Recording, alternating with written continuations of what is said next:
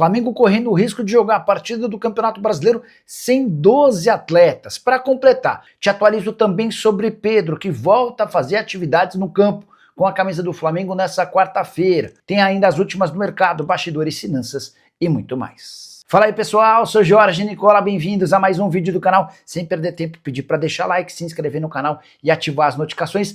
Bora falar agora sobre o Flamengo, quanto o rubro-negro gastou com todos os seus reforços nessa temporada. Uma demonstração financeira do Flamengo referente aos 3 primeiros trimestres do ano respondeu a essa pergunta, e dá para dizer que todas as contratações foram bem salgadas. Samuel Lino, o mais caro da história do Flamengo, custou 195 milhões de reais. Foram 183 milhões pelos direitos econômicos junto ao Atlético de Madrid e mais 12 milhões de reais de intermediação.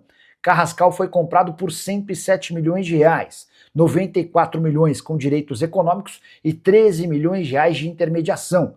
Mesmo sendo bem mais barato do que o Samuel Lino, o Carrascal teve uma intermediação mais cara. E Emerson Royal, 78 milhões e 600 mil reais por um lateral. Foram 71 milhões de reais, 71 milhões e meio de reais com a aquisição do atleta e mais 7 milhões e 100 mil de comissão. Juninho, o primeiro dos reforços da era Flamengo sob o comando do BAP e do Boto, havia custado 40 milhões de reais, 37 milhões com direitos de transferência e mais 3 milhões de comissão. Para completar, Jorginho, Danilo, Jorginho, Danilo e Saul, todos chegaram de graça. Os números do Saul não constam nesse boletim informativo do Flamengo. Já o Jorginho vai receber 23 milhões e 800 mil reais entre luvas e intermediação, enquanto o Danilo teve direito a 16 milhões e 800 mil reais entre luvas e intermediação. Para completar, as renovações de Pulgar e Varela também custaram caro. Pulgar recebeu de luvas 19 milhões e 300 mil, o Varela 13 milhões de reais. Hora de falar sobre o Flamengo. Pedro deve iniciar trabalhos controlados dentro de campo nessa quarta-feira, você lembra? O Pedro sofreu uma fratura no antebraço no jogo contra o Racing, pelo menos 4 a 6 semanas de imobilização para que exista a calcificação do osso. Importante registrar que esses trabalhos a partir dessa quarta-feira no campo serão trabalhos bem específicos, apenas para desenvolver e não perder a força na região das pernas. O braço segue super imobilizado e o Flamengo tenta que o Pedro volte antes da final da Libertadores. Até por isso está trabalhando na criação de 2 tipóias diferentes, para proteger o jogador e evitar qualquer tipo de problema no antebraço. Pedro não tem a intenção de voltar se estiver sentindo dor ou se esse retorno colocar em risco a recuperação do seu braço, mas gostaria muito de participar da final da Libertadores, jogo marcado para 29 de novembro contra o Palmeiras em Lima, capital do Peru.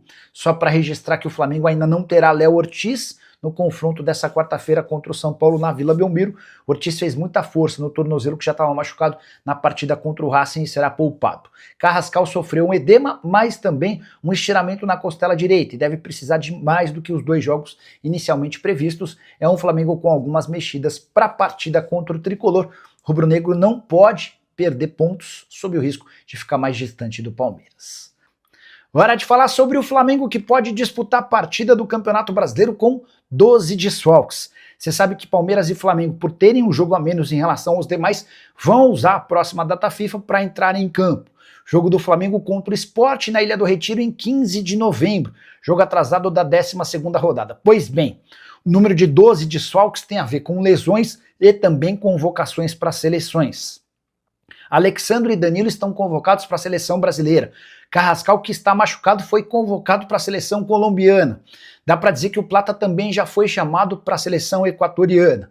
Cebolinha, Jorginho e Pedro estão machucados. E ainda existe a possibilidade real de outros 4 atletas serem convocados, chamados para a seleção do Uruguai. São eles Arrascaeta, Varela, De La Cruz e Matias Vinha. Para completar a lista de 12, Bruno Henrique deve ser julgado a qualquer momento, já deveria ter sido julgado. Ele foi suspenso por 12 jogos e está atuando graças a um efeito suspensivo.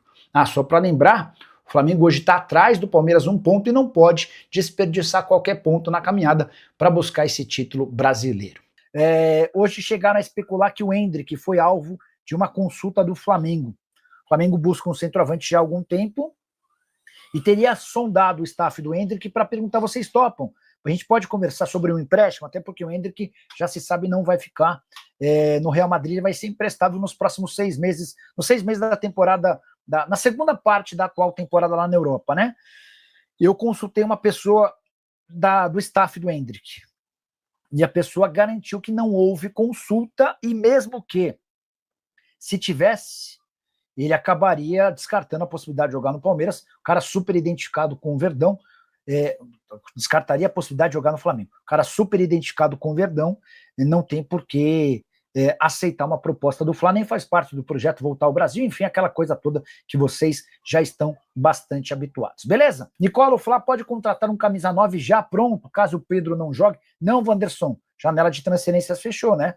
Você só pode contratar para o próximo ano. O Pedro é dúvida para a final da Libertadores. Jogo marcado para 29 de novembro, em Lima, no Peru. Ele está com o antebraço todo engessado e tem tentado fazer o mínimo de esforço para acelerar no processo de calcificação da fratura. Não é calcificação, né?